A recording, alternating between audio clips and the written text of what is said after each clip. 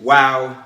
What a day of basketball that we got yesterday. In this video, I'm going to ignore the last two games, the Celtics and the Magic. The Celtics game was very close. The Magic played them really tightly.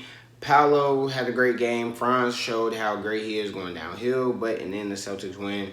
Jason Tatum performed pretty well down the stretch. I mean, the Celtics were just better, you know. It's really that simple. Pacers versus Bucks. You know what I'm saying? It really wasn't too much going on in the game.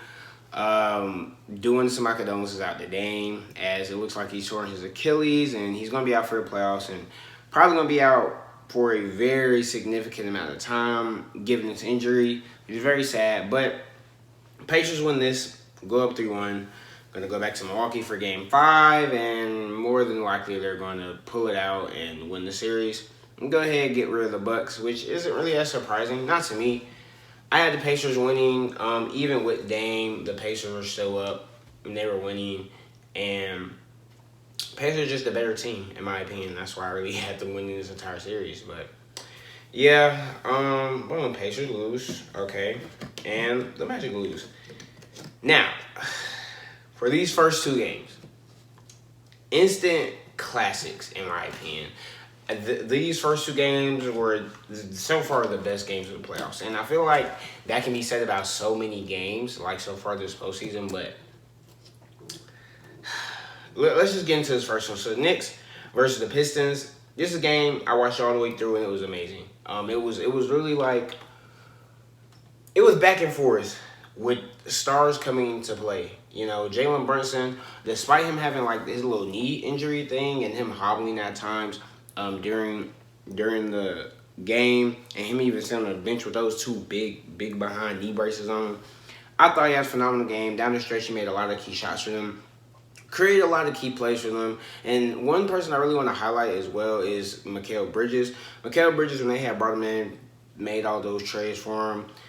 A lot of high expectations, and let's just say that I think he made that trade look pretty good and during this game, as he had a couple of big shots. He had that corner, I think he had 2 corner threes, and he had another shot over there on the wing. He was playing pretty good defense, the best defense that you could, and he just looked really good all game. If I look at his stats, he had 8 points, a block, 3 steals, 1 assist, 6 rebounds, and all 8 of those points came in the best stretch that you could ask for him to come in. He was very key, and he was very big for the Knicks in this win. Somebody else who was very big in this win, Karl-Anthony Towns. 25 points, 1 block, 1 assist, 9 rebounds. I mean, Karl-Anthony Towns was great this whole game in the entire 40 minutes.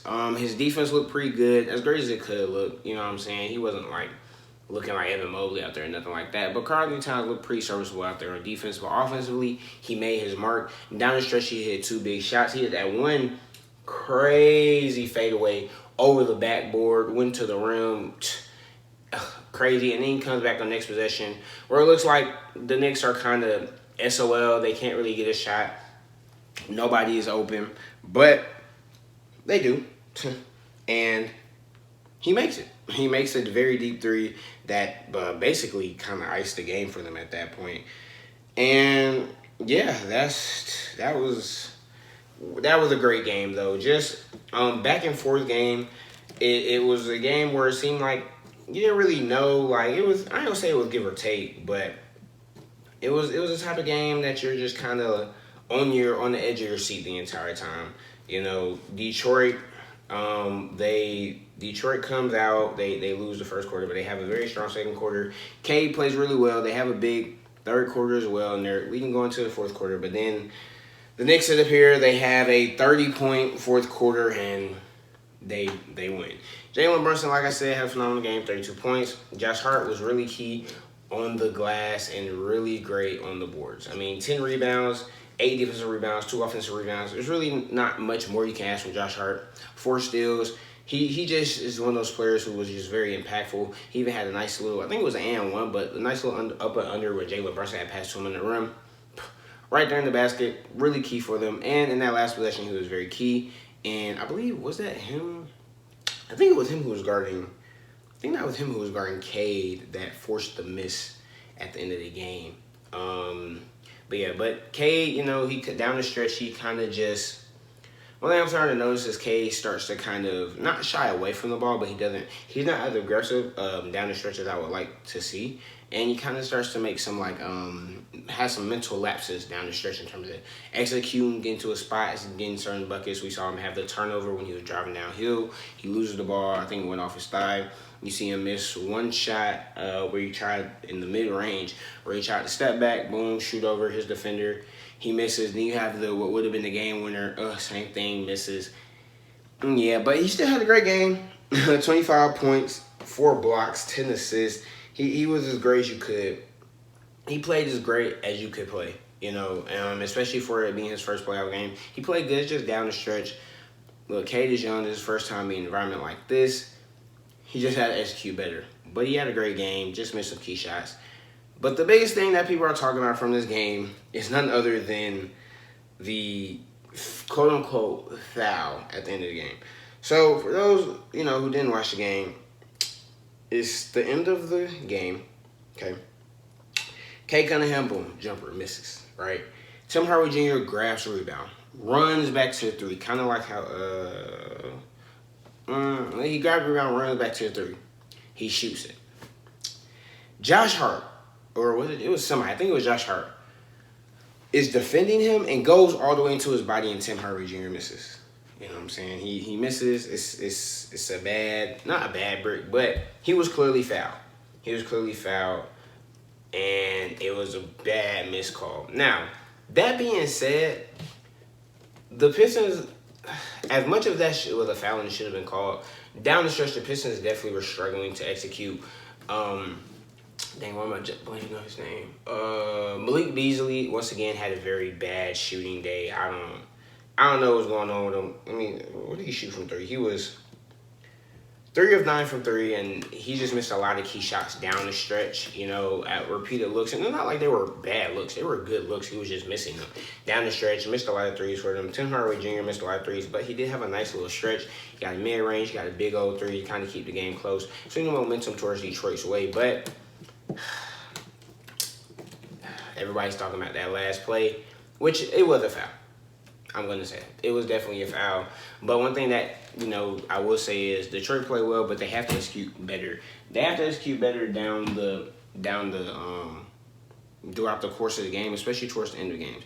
Especially towards the end of the game, you just have to get to your looks better, run better plays, not just seem so constricted to, okay, Cade Cunningham is going to do something or nothing's going to happen, or either a player's going to create for himself or nothing's going to happen. And, as young players, you can't falter when the moment, starts to heat up. That's really it. But great game. It's 3-1 going back to New York. I think the Pistons take it, but I think the Knicks end up beating them at 6. Back in Detroit, but we'll just have to see. Next game, instant classic. Minnesota beats Los Angeles 116-113, where Anthony Edwards has, I would say the best game of his NBA career. Anthony Edwards had 43 points, shot 12 of 23 from the field, 5 of 10 from 3, shot 17 free throws, made 14 of them, 9 rebounds, 6 assists with 1 turnover. And down the stretch of the game, you just saw Anthony Edwards just be so decisive with the way he was playing. He was making certain reads off pick and rolls, passing it. He was driving downhill, forcing them to call fouls. That's why he got 17 free throws. Forcing people to foul him just with how explosive he is going downhill. It's like, at that point, what can you do? He was using his shiftiness, his ability to get around defenders, to go downhill, make some tough finishes, also forcing the defense to foul him. He shot very well, 50% from 3, just making key bucket after key bucket, not really panicking, just looking like totally in control, looking like a superstar throughout this whole game. He never got too high, never got too low, just as consistent throughout the whole game. Julius Randle, once again, has a very great game. He's just been so great with his offensive decision-making, just with how great he is at going downhill, attacking these mismatches that people are putting in front of him, not really overthinking what to do or trying to do too much, just taking what the defense gives him, using his power, using his size, and playing pretty darn well. That's really 2 of the main keys. And another main key, before I get on the positive of the Lakers, is Minnesota Timberwolves, their defense was phenomenal this entire game. It had the Lakers looking absolutely shaken. The only person who really looked like they kind of weren't all the way rattled by this defense was Luka. And even towards the down the stretch of the game when they kept trapping him off of those screens, even Luka started to look a little rattled. And the Lakers, Rui Hachimura had a good game. LeBron had a good game offensively. Austin Reeves just looked very rattled. He wasn't really performing very well, missing a lot of key shots. He didn't really come alive actually until like that third quarter where he hit a couple of threes.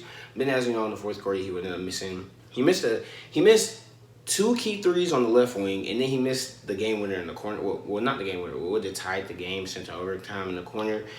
And yeah, this Lakers defense, whenever that Timberwolves defense that was so suffocating would trap Luka, and was forced to pass him out. He's forced to pass to somebody. They're moving the ball around, but it's like they don't know what to do with the ball, or they can't make any type of decisive decisions. And JJ Redick, one of the things that has been a knock against him is the fact that he, towards down the stretch of games, he just starts to let them freelance too much and pass and ball movement. And ball movement is good, passing is very good, but structure is good as well. And when you're going to against a defense like the Minnesota Timberwolves, and they're very good defensively, and you have somebody like Luka who they're basically saying, okay, Luka can score, we don't care. You know what I'm saying? But all these other dudes, it's not happening. Certain plays and sets that you could run could definitely help alleviate some of that pressure and could help them keep that 10-point lead that they had going into the fourth quarter. But it's not what happened. Luka, it was a lot of out of structure basketball, especially when there was a stretch where all of those plays, all those different sets, people come in. There was one play where I think Austin Reeves or somebody came from the right corner, set a screen, right corner was cleared out, and I forgot who it was, had like rolled and it opened up Rui Hachimura in the corner. It was something like that. I don't remember, but certain plays like that to get open looks for your guys, you can't go away from that, especially when it's what got you that big lead in the beginning. And now you weren't even able to, and now Minnesota protects home court, and they're going back to LA, looking to take these boys out. And with the way Anthony Edwards has been looking, which he's looking like the best player in the series, with the way Jaden McDaniels has played, as well as he had some pretty down there. He started a little slow, but he played great defense on Luka, very suffocating on defense. Had some very key possessions like the and one and the made free throw after the and one at the end of that game. Minnesota smells blood in the water, and when a player like Anthony Edwards, when he smells blood, he's going to go get it.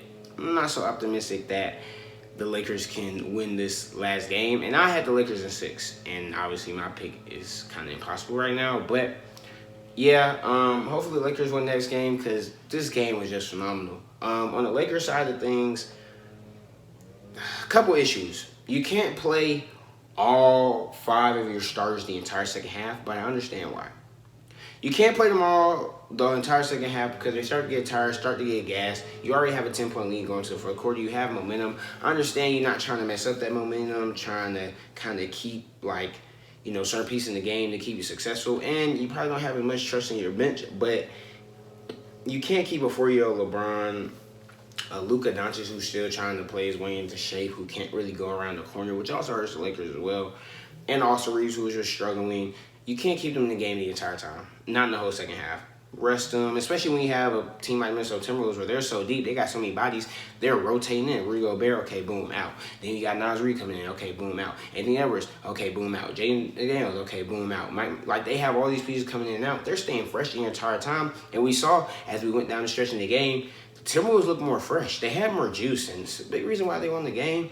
And the Lakers, you have LeBron James going on the bench, just gas. You have Luka over here. He's still talking mess and doing his thing, but he looks gas as well. And yeah, it's just it's not optimistic, but I understand why. The Lakers really, when you outside of their starting 5 on the bench, it's kind of hard to see who you want to trust. You know what I'm saying? Jackson Hayes, he played 4 minutes, and JJ Redick took him out immediately. This isn't gonna work because Jackson Hayes he was getting taken advantage of out there. It's really quite that simple. Dorian Finney-Smith, he couldn't really make a shot, but he was great everywhere else. He had good defense, made very decisive passes. He was playing good, but it just, you need more. But like I said, nobody else is really coming to play. You know what I'm saying? And it's very unfortunate, but it's the truth. But this was a very great game. Like I said, hats off to Anthony Edwards. I feel like we're seeing the leap from Anthony Edwards. He looks like the best shooting guard in the league, and one could argue he looks like a top 5 player in the NBA as well. Just how great he was defensively, taking that Bron matchup, getting physical with Bron, making Bron uncomfortable. I know Bron had tried to go back at him, and they called a foul on Ant. I don't think it was a foul, where Bron is trying to body him, and he ends up taking fade.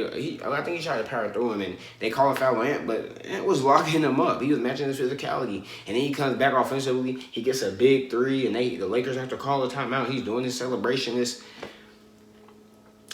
Anthony Edwards looked really nice. It's looking like the Timberwolves.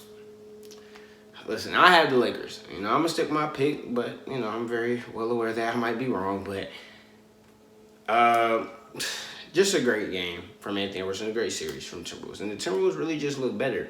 But one thing I was saying last night while watching this game was I was talking to my friends and I was listening. I was like, look, the Lakers don't look bad. Actually, I think losing this isn't the worst thing in the world.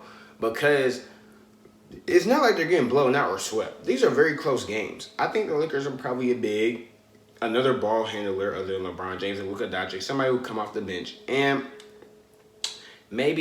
another, I think they need another secondary ball handler off the bench, and just another two-way player, somebody else who can come off the bench and make a contribution in some way that also has the abilities to stretch the floor.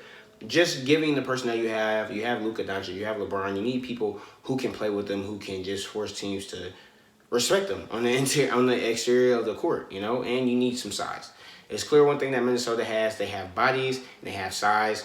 Despite the Lakers getting a lot of good hustle points, Minnesota still wins the offensive rebound battle, and yeah. But great game of basketball yesterday, and tonight we have a couple of good games. Well, I don't say a couple. The Cavaliers, they play the Heat, but then you have the Rockets and the Warriors. Warriors are looking to go up 3-1. But we'll just see what happens. But let me know what your opinion on the game yesterday was. Make sure you leave it down below in the comments. If you enjoyed the video, make sure you leave a like and subscribe to the channel. But that's all I got. Until next time, peace.